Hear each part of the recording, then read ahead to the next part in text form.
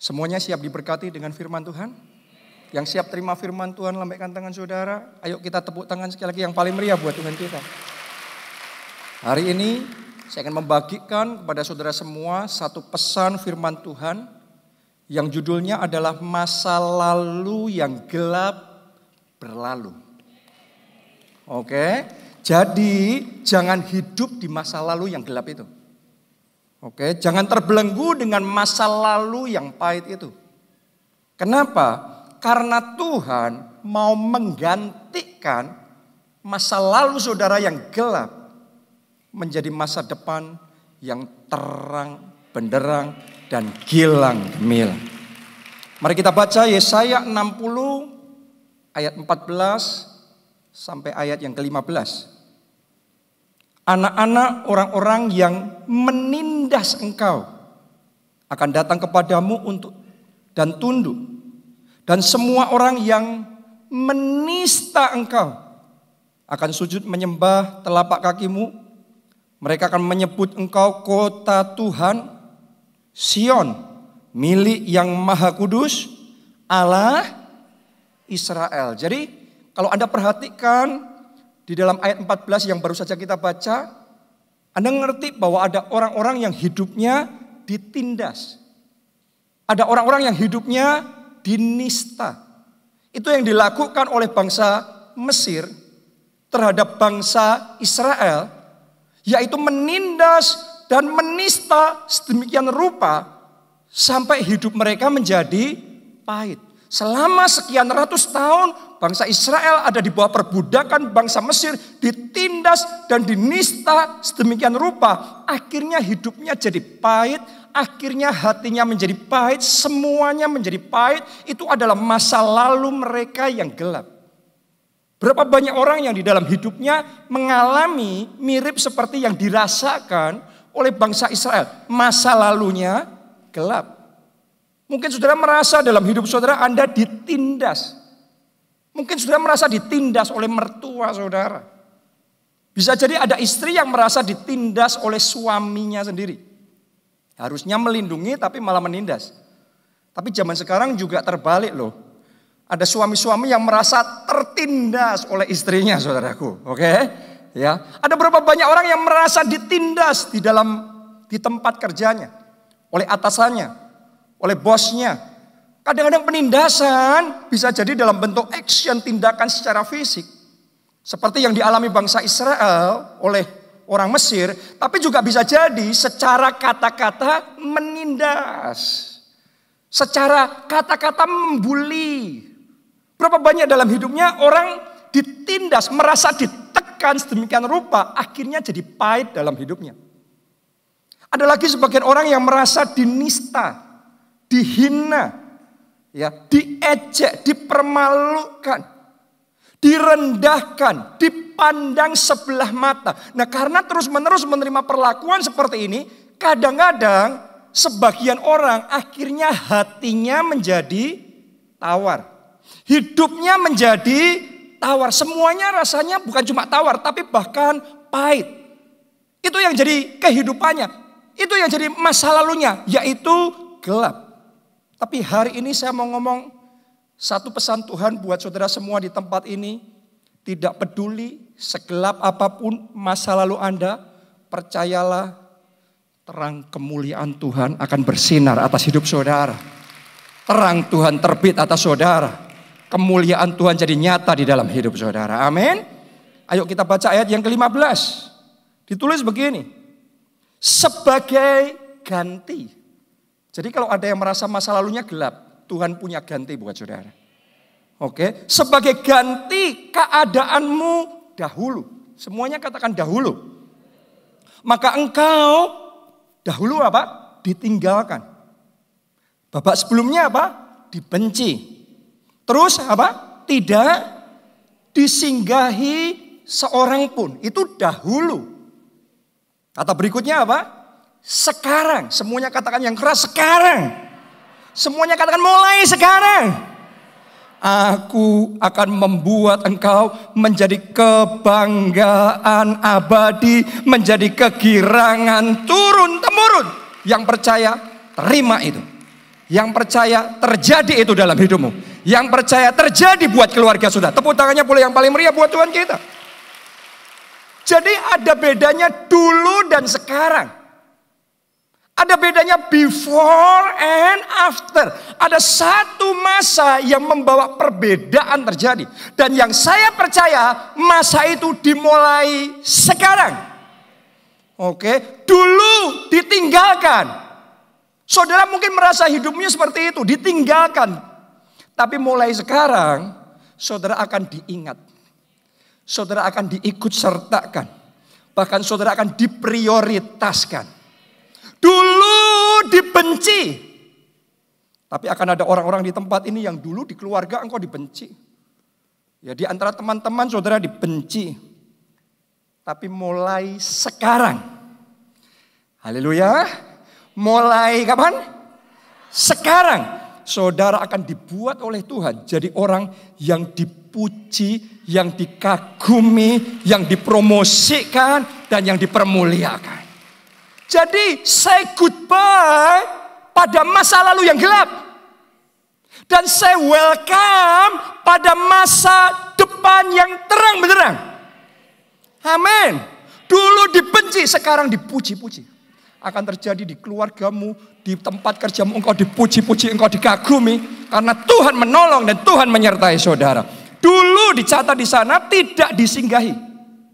Gak ada yang mau singgah, gak ada yang mau percaya sama saudara. Itu dulu. Tapi saya mau deklarasikan di dalam nama Yesus. Yang lama sudah berlalu. Babak yang pahit, yang gelap dalam hidup saudara sudah lewat. Dan dalam nama Yesus, babak yang baru dimulai. Babak yang terang benderang. Babak yang penuh kemuliaan dimulai dalam hidup saudara. Dulu gak ada yang mau singgah, tapi sekarang orang percaya sama saudara. Sekarang orang mau berteman sama saudara. Sekarang orang mau bantu saudara. Orang mau kasih rekomendasi. Sekarang orang mau buka pintu buat saudara. Sehingga Anda bisa mengalami breakthrough dalam hidup saudara. Jadi ada bedanya dulu dan sekarang. Oke. Dulu ditinggalkan, dibenci, tidak disinggahi. Tapi sekarang ada orang-orang di tempat ini saya deklarasikan. Janji Tuhan di Yesaya 60 ini jadi kesaksian pribadi dalam hidupmu. Engkau akan jadi kebanggaan abadi dan kegirangan turun temurun. Tepuk tangannya boleh yang paling meriah buat Tuhan kita. Ini yang dialami oleh Pastor E.A. Adeboye. Dulu dia lahir di keluarga yang miskinnya miskin. Seolah-olah gak punya pengharapan dalam hidupnya. Pertama kali punya sepatu adalah waktu usia 17 tahun. Tapi sekarang Tuhan mengangkat dia sedemikian rupa. Sehingga kepala bangsa-bangsa, presiden berbagai negara ketemu sama dia harus buat appointment, harus buat janji, harus ngantri terlebih dahulu. Bagaimana kontrasnya dahulu dan sekarang. Akan ada orang-orang di tempat ini. Saya merasakan kuat di dalam hati saya. 1 tahun dari sekarang, orang gak akan percaya kalau keadaan saudara sekarang masih kayak gini. Karena 1 tahun dari sekarang Anda akan punya kesaksian yang besar. Bagaimana Tuhan mengangkat dan mempermuliakan saudara secara luar biasa. Jadi ada bedanya dulu dan sekarang. Ada rencana Tuhan yang besar dalam hidup saudara. Amin. Saya pernah dengar kesaksian dari Pastor Joe Austin. Pendeta gereja terbesar di Amerika. Dulu zaman bapaknya namanya John Austin. Gereja mereka di tempat yang sangat pinggir, di tempat yang sangat biasa sekali. Sehingga sebagian orang memandang mereka dengan sebelah mata. Sebagian orang gak nganggep mereka kayaknya ini golongan yang rendahan, gak ada apa-apanya. Tetapi sekarang, satu breakthrough Tuhan kerjakan. Tuhan kasih mereka, itu gedung gereja terbesar di Amerika. Itu tadi dulunya adalah gedung basket yang kenamaan di daerah mereka. Dan Tuhan kasih sama mereka. Sekarang Tuhan angkat, Tuhan permuliakan. Bahkan sekarang gereja mereka ibadah di broadcast. setiap minggu ke hampir semua negara di dunia. Mereka diangkat tinggi oleh Tuhan. Akan ada orang-orang di tempat ini. Saat ini mungkin sementara ini orang menganggap rendah saudara. Orang mungkin ngelihat saudara kayak nggak dianggap apa-apa. Saudara dianggap sebelah mata. Tapi kurang dari 1 tahun. Anda akan melihat bagaimana tangan yang maha kuasa, yang kuat itu akan mengangkat dan membawa saudara from glory to glory. Dari kemuliaan pada kemuliaan. Saudara akan dibuat jadi terhormat, terpuji, ternama. Rasanya kuat sekali itu. Terhormat, terpuji, ternama, yang percaya jadi. Tepuk tangannya yang meriah buat Tuhan kita. Sudah lihat Pak Obaja, Bapak rohani kita, gembala sidang kita. Dulu dia adalah anak remaja yang minder. Kalau Anda dengarkan kesaksiannya, dia untuk ketemu sama orang lain aja malu. Karena kondisinya dia ketemu sama keluarga aja gak berani. Dia sangat minder, dia sangat pemalu, rendah diri. Tapi sekarang, wow, setiap minggu dia berdiri di tempat ini. Dan dia dipakai Tuhan jadi berkat bagi kota Solo, jadi berkat bagi Indonesia, jadi berkat bagi bangsa-bangsa. Akan ada orang-orang di tempat ini. Sekarang mungkin engkau merendah diri, engkau minder, engkau dikuasai dengan banyak hal yang negatif dalam hidup saudara. Tetapi sekarang, mulai sekarang, Tuhan akan melakukan breakthrough. Tuhan akan melakukan terobosan. Babak yang baru akan dimulai dalam hidup saudara. Tuhan akan menolong dan menyertai saudara. Tuhan akan mengangkat saudara jadi terang bagi bangsa-bangsa. Yang percaya katakan amin 3 kali. Amin, amin, amin. Tepuk tangan yang meriah buat Tuhan kita. Itu adalah janji Tuhan dalam Yesaya 60 ayat 14 sampai 15. Yang saat ini kita perlu terima. Siapa di sini yang mau mengalami janji itu dalam hidup saudara? Kuncinya kita harus berani bangkit dari masa lalu kita. Karena Yesaya 60 selalu dimulai dengan pesan ini. Bangkitlah, menjadi teranglah. Oke, jadi saudara harus berani bangkit dari masa lalu saudara yang gelap. Masa lalumu yang pahit, saudara harus berani move on. Jangan terus tinggal di masa lalumu. Berani move on, berani bergerak maju, bangkit, tinggalkan masa lalumu yang gelap. Masuk dalam babak berikutnya, yaitu berjalan bersama dengan Tuhan. Itu yang akan membawa saudara mengalami penggenapan janji Tuhan di Yesaya 60 ini. Kalau saudara masih ingat kisah tentang anak bungsu yang terhilang. Ya, pada waktu itu setelah dia sadar, dia balik ke rumah bapaknya happy banget. Bukannya memaki-maki dia, tetapi menyambut dia, mengampuni dia, memulihkan dia, menerima kembali dia, dan membuat pesta yang besar. Karena katanya anakku yang terhilang sekarang kutemukan kembali. Anakku yang tadinya mati sekarang sudah hidup kembali. Ada sukacita besar di rumah itu. Tapi saudaraku, sayangnya anaknya yang satunya, anaknya yang sulung, bukannya happy, tapi malah sedih ketika adiknya balik. Coba Anda renungkan, kalau saudara, punya keluarga yang sudah lama nggak ketemu, dan Anda sayang sama keluarga saudara itu, adik atau kakak saudara itu, terus Anda ketemu, harusnya happy atau sedih? Harusnya kita happy. Realita bahwa anak sulung itu sedih ketika anak bungsu itu balik, saya yakin pasti ada masalah dalam hubungan mereka. Saya yakin pasti ada sesuatu yang terjadi di masa lalu sehingga hubungan mereka nggak enak. Ada pahit hati, ada kecewa yang masih belum bisa dibereskan dalam hati anak sulung ini. Sehingga ketika dia melihat adiknya balik, bukannya happy, tapi dia marah, dia sedih. Artinya anak sulung ini belum bisa move on dari masa lalunya. Anak sulung ini belum bisa meninggalkan kekecewaannya, kepahitannya, padahal terjadinya sudah sekian tahun. Masa itu sudah lewat sekian tahun. Tapi dia belum bisa bereskan dalam hatinya. Gara-gara belum bisa beres hatinya. Belum bisa move on. belum bisa tinggalkan masa lalunya, masih di penjara sama masa lalunya. Anak sulung ini tidak bisa menikmati sukacita yang dinikmati bapaknya. Anak sulung ini di luar, yang lainnya ada di dalam, dia di luar sendiri. Dia terisolasi sendiri. Orang kalau nggak bisa move on dari kecewanya, hidupnya terisolasi. Hidupnya cuma mengasihani diri sendiri, merasa diri sendiri paling menderita, paling susah. Itu yang dirasakan anak sulung itu.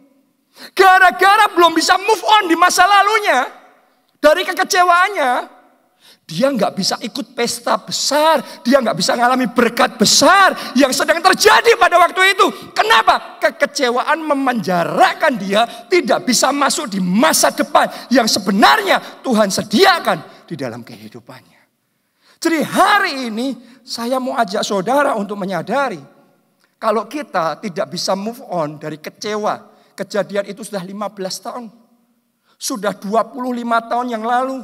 Tapi masih kita ingat, masih kita jengkel sama orang itu. Masih saja kita perkarakan hal itu dalam hati kita. Saya mau ngomong sama saudara, tanpa kita sadari, kita memenjarakan diri kita. Dan kita bisa melewatkan pesta besar, berkat besar, kemuliaan besar Tuhan mau kerjakan. Kita gak bisa ngalami gara-gara belum bisa move on. Belum bisa meninggalkan masa lalu yang gelap dan pahit itu. Kejadian traumatik yang pernah engkau alami, kalau engkau belum bisa bangkit, belum bisa tinggalkan itu, sudah akan melewatkan hal-hal yang indah, sukacita yang Tuhan mau berikan, sudah nggak bisa dapatkan kalau belum berani, belum ambil keputusan untuk move on, untuk tinggalkan masa lalu itu. Masih ingat nggak saudaraku kisah Ahitofel? Ahitofel itu adalah penasehat terbaiknya Daud, orang yang sangat diurapi. Punya kepekaan luar biasa sampai Alkitab mencatat. Nasihat dari Ahitofel disamakan dengan petunjuk Tuhan. Kenapa? Ahitofel ini begitu peka. Kalau dengar suara Tuhan tajam sekali. Jadi Ahitofel ngomong apa? Itu pasti sama dengan Tuhan ngomong apa. Jadi tidak diragukan, talentanya tajam. Kepekaannya luar biasa, pengurapannya hebat. Tapi suatu hari Ahitofel kecewa. Kenapa dia kecewa? Karena Daud rajanya itu jatuh dalam dosa sama Batsheba, terus merusak keluarga mereka. Suaminya Batsheba dikirim ke medan perang, terus kemudian mati. Sudah tahu nggak? Batsheba itu cucunya Ahitofel. Dan Ahitofel sangat kecewa. Ternyata orang kalau sudah kecewa, belum bisa move on, belum bisa membereskan hatinya. Anda baca tuh di Alkitab. Gak berapa lama Ahitofel mogok, Ahitofel ninggalkan Daud, Ahitofel pulang ke kampung halamannya.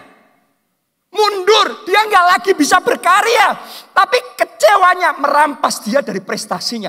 Kecewanya merampas dia dari berkarya. Dia sekarang pulang kampung undur. Berapa banyak anak Tuhan kalau kecewa gak bisa maju ke babak berikutnya, ke level berikutnya. Anda mau maju, tapi kecewa sudah akan menghalangi saudara maju ke level berikutnya. Berapa banyak orang kecewa sama ketua kelompok selnya, kecewa sama saudara seiman, sesama pelayan Tuhan, apalagi gembala sidangnya. Akhirnya apa? Kita undur dari Tuhan, undur dari pelayanan, undur dari kelompok sel. Itu yang dialami Ahitofel. Bahkan bukan hanya itu, suatu saat ketika dia mendengar Absalom memberontak melawan Daud, Ahitofel bergabung sama Absalom. Tapi dia nggak sadar walaupun Daud salah. Daud sudah minta ampun, bertobat. Tuhan sudah ampuni. Sekarang Ahitofel melawan Daud yang sudah sempat salah. Tapi Daud dibela sama Tuhan. Ahitofel kalah, Daud yang menang. Akhirnya Ahitofel mati gantung diri. Coba saudara renungkan. Kecewa merampas dirinya dari segalanya. Merampas kehormatannya. Merampas akhirnya nyawanya sendiri. Saya mau ngomong sama saudara, Tuhan mau memberkati saudara. Tuhan mau bawa saudara ke next level, ke babak berikutnya, from glory to glory dalam hidup saudara. Tuhan mau berikan berkat yang besar dalam hidup saudara. Tapi seringkali yang menghalangi kita terima itu adalah kecewa. Pahit hati, gak bisa move on dengan masa lalu, masih terus memperkarakan itu. Saya sudah melihat saudaraku, orang-orang kalau belum bisa lepas dari kecewanya, itu bahkan merusak orang yang baik sekalipun jadi jahat. Kenapa? Orang baik bisa jadi orang jahat gara-gara kecewa. Orang yang pekanya seperti Ahitofel bisa rusak begitu rupa Karena kecewa. Orang yang dulunya Anda kenal waktu remaja ceria, semua teman-temannya suka, anak-anak kecil suka, ketika dewasa jadi keras sekali, jadi tajam ngomongannya, menyakiti banyak orang. Biasanya karena kecewa. Coba saudara renungkan yang saya katakan. Berapa banyak orang yang tadinya selalu bersuka cita dalam hidupnya. Orang-orang suka, tapi sekarang kalau Anda dekat selalu berkeluh kesah, selalu mengasihani diri, selalu merasa hal-hal yang jelek yang terjadi dalam hidupnya. Kenapa? Kecewa yang belum bisa dibereskan. Tapi saya rasakan kuat sekali hari ini hari pemulihan. Saya rasakan tidak kebetulan Anda ada di tempat ini, tidak kebetulan firman Tuhan disampaikan. Tuhan sedang bekerja, dan kalau Anda buka hati saudara, hari ini kekecewaan itu akan dilenyapkan. Hati saudara akan dipulihkan. Pemulihan Tuhan kerjakan sehingga Anda bisa dibawa masuk di dalam rencana Tuhan yang ajaib. Amin. Siapa mau mengalami itu? Boleh mengatakan saudara. Kuncinya mengampuni. Gak bisa lain. Mesti mengampuni. Coba saudara renungkan. Kisah tentang anak bungsu yang hilang, yang tadi kita sudah bicarakan. Kalau ada orang yang harusnya paling kecewa terhadap anak bungsu itu, seharusnya bukan kakaknya, bukan anak sulungnya. Yang paling dirugikan harusnya bapaknya. Benar nggak? Sebelum dia mati, sudah diungkit-ungkit warisan terus sama anak bungsu ini. Coba Anda renungkan. Sudah dituntut-tuntut sedemikian rupa. Terus kemudian hartanya diambil separuh. Terus kemudian dia ngelihat anaknya di tempat yang jauh, di negeri yang jauh, hidup dalam pesta pora, hidup dengan perempuan yang gak benar, kacau balau hidupnya. Buat bapaknya itu membawa aib buat keluarga. Itu jadi aib buat nama baik keluarga. Harusnya kalau ada yang satu pribadi yang paling dirugikan itu bapaknya ini. Tapi hebatnya saudaraku, bapaknya ini punya hati yang berbesar hati. Bapaknya ini bisa mengampuni. Saya berdoa kekuatan dari Tuhan memampukan saudara. Hari ini Anda dimampukan oleh Roh Kudus untuk mengampuni. Seperti bapak itu mengampuni anaknya, saudara mengampuni suami saudara. Saudara bisa mengampuni istri saudara. Mengampuni mertua, mengampuni ketua kelompok mengampuni sesama pelayan Tuhan yang ada di tempat ini. Mengampuni.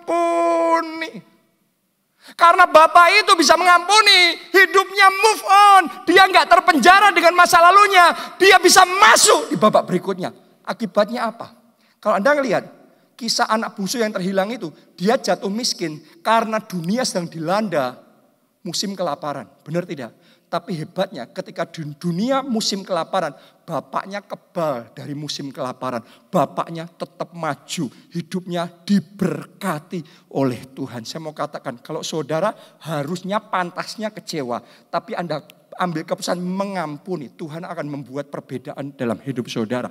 Dunia boleh pandemi, dunia krisis, dunia resesi, tapi Anda akan menikmati pemeliharaan Tuhan yang sempurna dalam hidup saudara. Anda akan menikmati anugerah dan kasih karunia Tuhan yang besar dalam hidup saudara. Bayangkan kalau bapaknya nggak bisa mengampuni, kepikiran terus sama anaknya yang gila itu.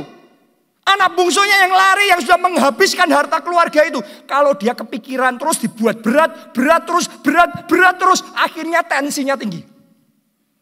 Hipertensi, benar apa tidak? Akhirnya terus, akhirnya stroke.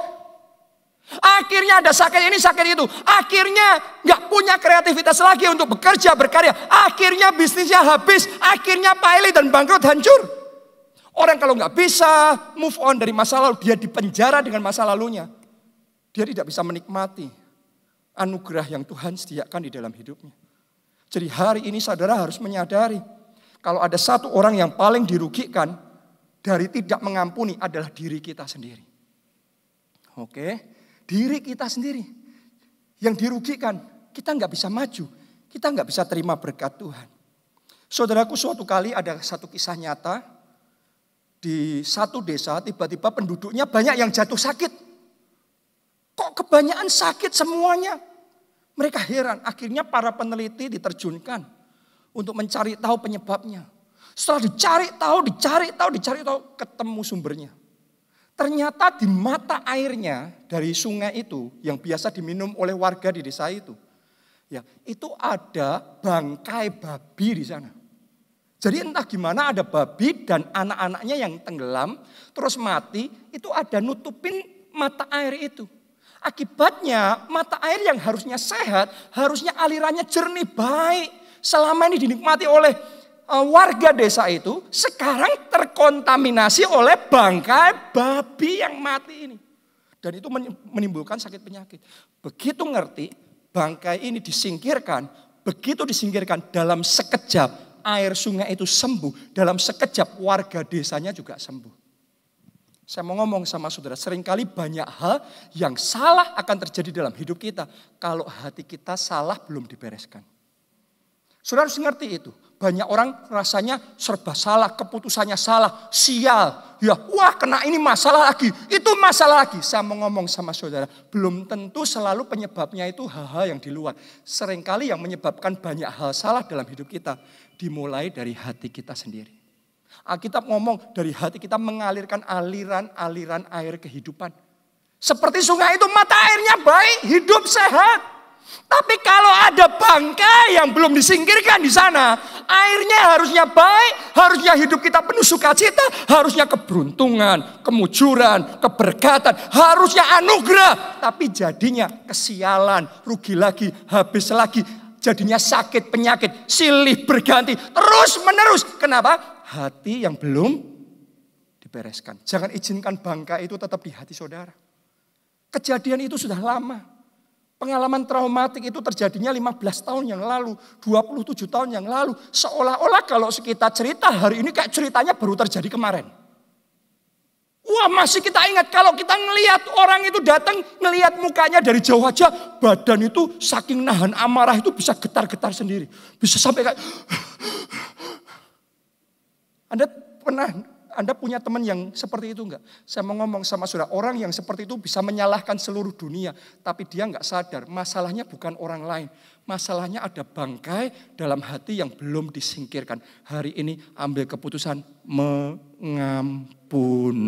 Kalau saudara ambil keputusan mengampuni, maka ini hari pemulihan akan terjadi. Ini hari kesialan disingkirkan. Ini hari keberuntungan. Ini hari kemujuran. Ini hari keberkatan akan dicurahkan dalam hidup saudara. Ini hari sakit penyakitmu akan dilenyapkan. Ini hari kesembuhan terjadi. Ini hari kesehatan Tuhan karuniakan. Ini hari hidup saudara diberikan masa depan yang gilang gemilang dan penuh dengan pengharapan. Tepuk tangannya yang paling meriah buat Tuhan kita. Ambil keputusan mengampuni. Amin. Sehingga kita bisa fokus sama masa depan kita. Hanya dengan mengampuni kita bisa keluar dari penjara masa lalu dan berjalan fokus menyambut masa depan kita. Saudaraku, kehidupan ini sama seperti waktu. Waktu itu terus berjalan. 1 menit, 1 jam. Dan gak bisa balik lagi kan? Gak bisa. Walaupun 1 jam yang lalu misalnya hal yang buruk terjadi, gak bisa kita ulangi kan? Waktu masih terus berjalan. Demikian pula kehidupan. Saudara harus menyadari kehidupan itu akan terus berjalan. Anda gak bisa ulangi lagi. Nah di dalam kehidupan yang berjalan ini, ada banyak hal Tuhan mau kerjakan dalam hidup kita. Ada berkat-berkat Tuhan mau kerjakan. Mungkin ada visi dan impian dan harapan yang Anda mau raih di dalam hidup saudara. Sementara hidup saudara terus berjalan. Tapi kadang-kadang sementara Anda berjuang menjalani hidup ini, ada orang menyerobot berkat saudara. Ada orang menjegal saudara. Anda harusnya bisa dapat berkat itu di tangan. Sudah hampir kepegang. Lepas lagi. Sebagian orang ketika kehilangan berkatnya. Kehilangan pengharapannya lepas. Dikecewakan, diserobot orang lain. Terus kemudian kepikiran terus nengoknya ke belakang terus. Padahal hidup terus maju berjalan. Tetapi fokusnya bukan di babak berikutnya, di masa depan. Fokusnya di masa lalu terus. Gara-gara nengok ke belakang terus. Jalan maju tapi nengok ke belakang. Dia nggak bisa ngelihat di babak berikutnya ada hal-hal yang baru, yang lebih indah, yang lebih besar, yang Tuhan mau kerjakan. Dia kehilangan semua yang baru, yang indah, yang besar gara-gara fokusnya terus di masa lalu. Hari ini jangan hidup di masa lalu. Saya mau sampaikan sama saudara pesan Tuhan ini. Hari ini belajar fokus di masa depan.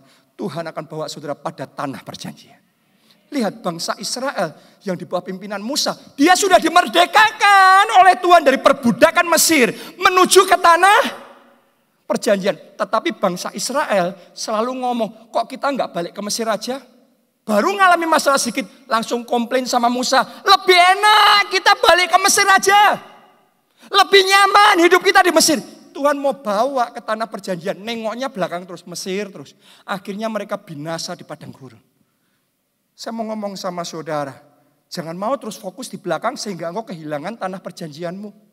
Belajar seperti Yusuf. Yusuf dikhianati saudara-saudaranya. Yusuf diperlakukan tidak adil, dijual jadi budak. Kalau dia terus meratapi masa lalu itu, dia nggak bisa kerja baik di tempat Potifar. Dia nggak bisa berkarya dengan luar biasa, punya kreativitas dan ketajaman seperti itu.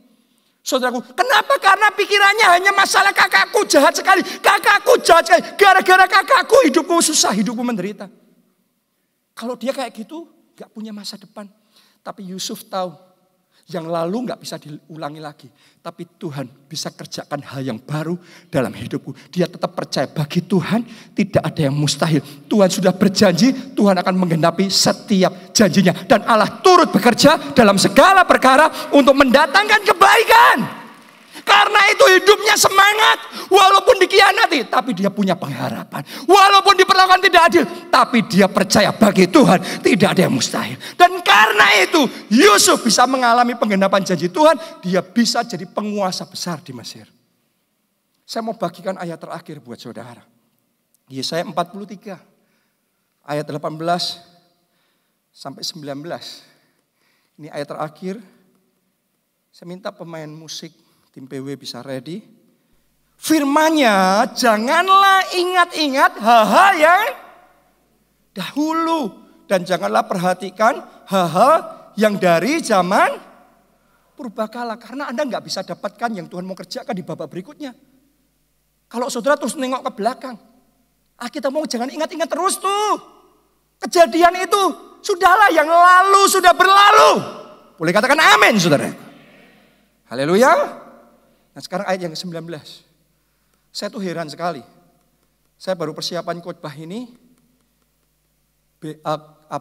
Saya baru persiapan khotbah ini hari ini tadi. Ya, tapi saya heran sekali. Kemarin saya ngobrol sama Pak Samuel Dudi. Dan dia bisa bagikan ayat ini. Jadi waktu tadi saya persiapan lagi khotbah ini.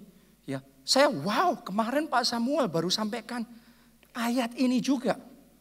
Sekarang ternyata khotbah hari ini bicara tentang Yesaya 43 ayat 19. Jadi saya tahu ada banyak orang di tempat ini.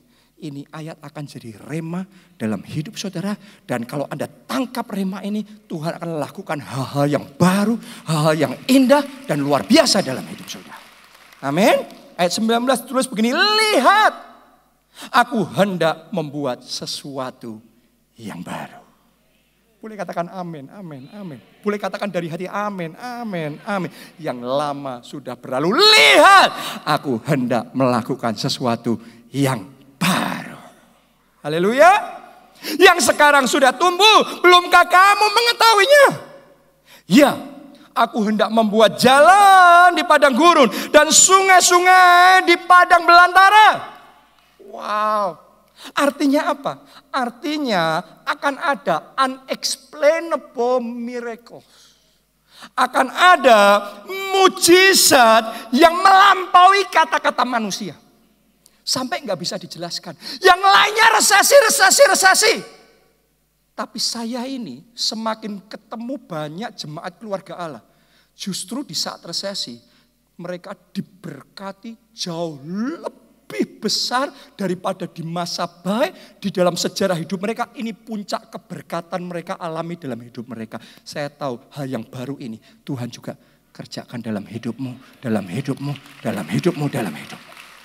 Mungkin saudara ngomong sama saya, Papa, tapi selama ini saya terdampak pandemi juga. Saya terdampak krisis resesi. Yes, tapi lihat, aku hendak melakukan sesuatu yang baru.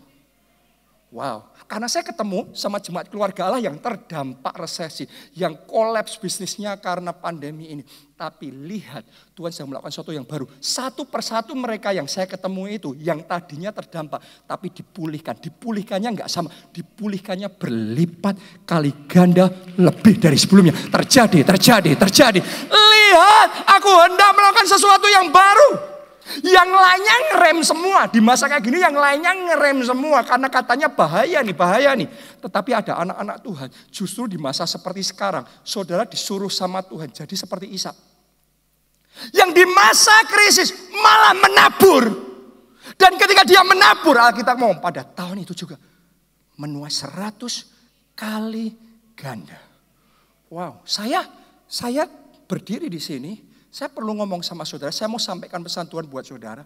Akan ada orang-orang di tempat ini ketika Anda mendengar suara Roh Kudus, Anda berani melangkah dengan iman melakukan.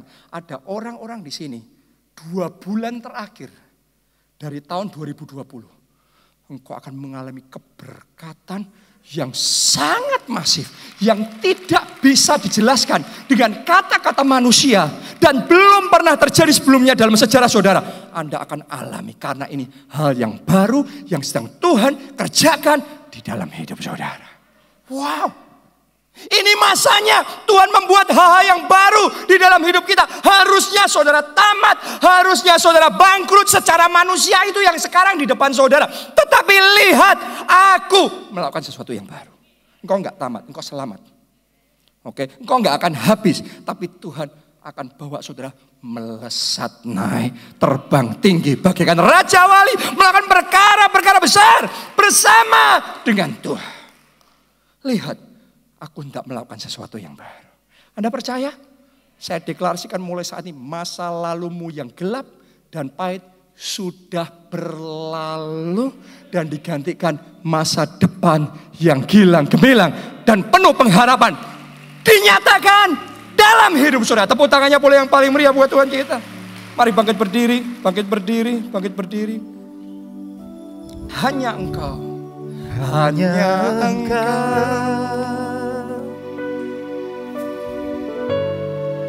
Pribadi yang mengenal hatiku, tiada yang tersembunyi bagimu. Seluruh isi hatiku Kau tahu, dan bawaku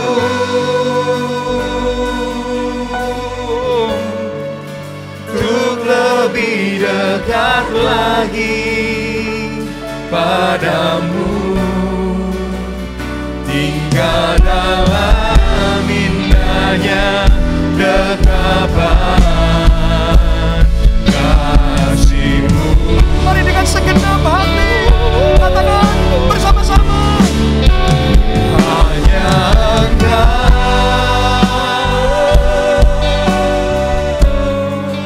pribadi yang mengenal hatiku, tiada yang tersembunyi bagimu. Seluruh isi hatiku Kau tahu, dan bawaku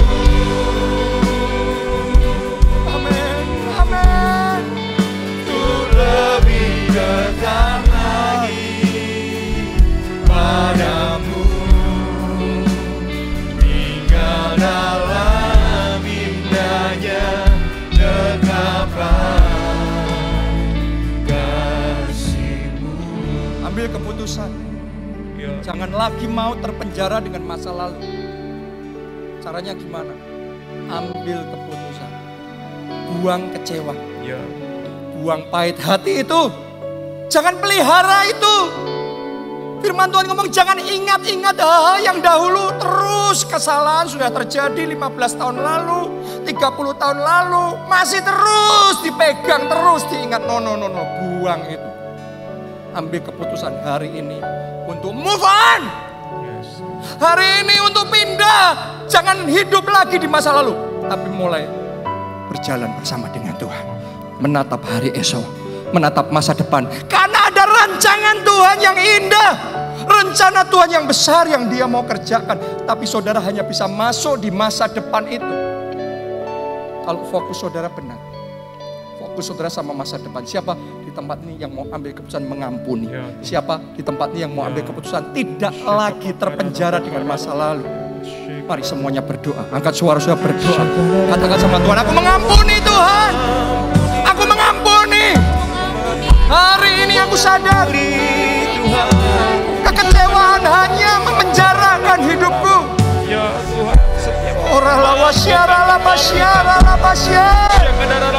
Jamah hatiku.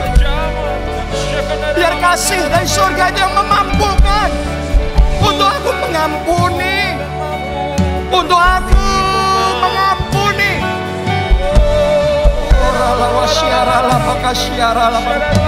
Oh, lepaskan masa lalu itu saudara.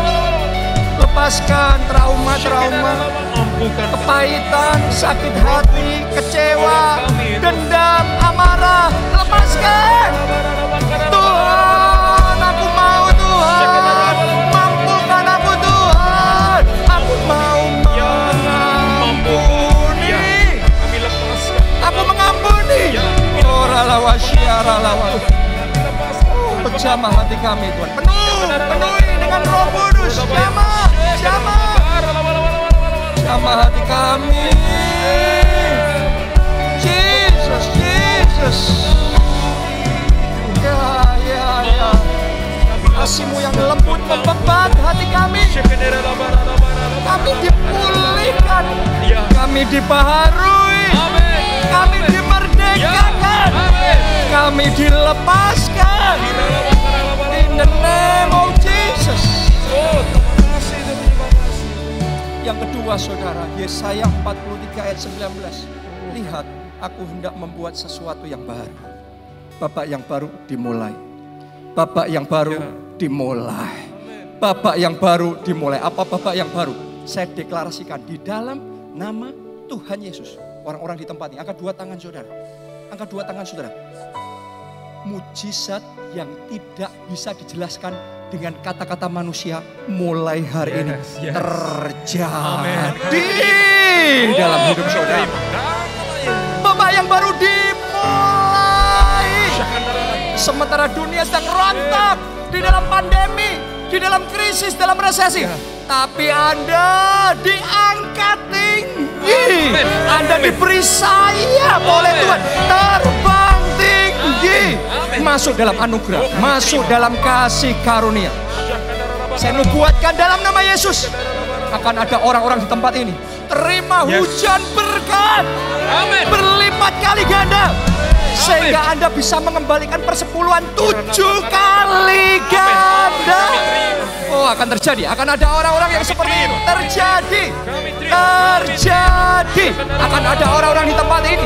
Sebelum 2020 berakhir, Anda sudah mengalami mujizat. Jadi.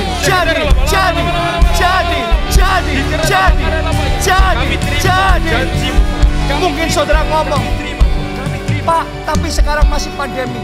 Pandeminya belum selesai. Saya mau ngomong sama saudara, Tuhanmu tidak nunggu pandemi selesai. Tuhanmu tidak pernah dibatasin sama pandemi. Kalau Dia berkati, mau pandemi kah, mau krisis kah, mau resesi kah, tangannya lebih besar, tangannya lebih berkuasa, tangannya lebih kuat. Angkat dua tanganmu, terima berkat, terima berkat, terima berkat, terima berkat, terima mujizat, terima mujizat, terima mujizat, terima mujizat. Doa saudara, doa. Oh, kata-kata aku terima. Aku terima. Ya. Bless the Lord, oh my soul. Hallelujah. Bless the Lord. Bless the Lord, oh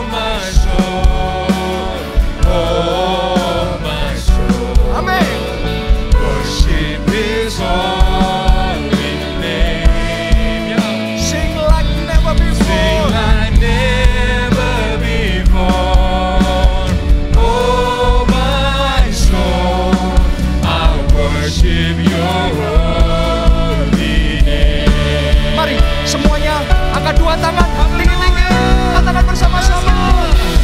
Bless the Lord, oh my soul, oh my soul. Mulai hari ini, yang ada dari mulut kita bukan lagi sungut-sungut, bukan lagi perkataan negatif. Yang keluar dari mulut kita puji-pujian, pengagungan. Amin, amin. Jemaat saja, jemaat sendiri, jemaat sendiri. Bless the Lord, oh my soul, oh my soul. Yes. Worship His holy name. Bisakah sambil bertepuk tangan? Mari bertepuk tangan. Sing like never before. Oh my soul, I worship Your holy. Yang terakhir, yang terbaik. Bless the Lord, oh my soul, oh my soul. Worship His holy name. Sing like never before. Oh my soul, I worship Your holy name. Sing like never before. Sing like never before. Oh my soul, I worship Your holy. Yang terakhir, praise like never before. Praise like never before. Oh my soul, I worship Your holy name. Haleluya. Haleluya. Mari semuanya katakan. Amin. Tepuk tangan sekali lagi yang paling meriah buat Tuhan kita.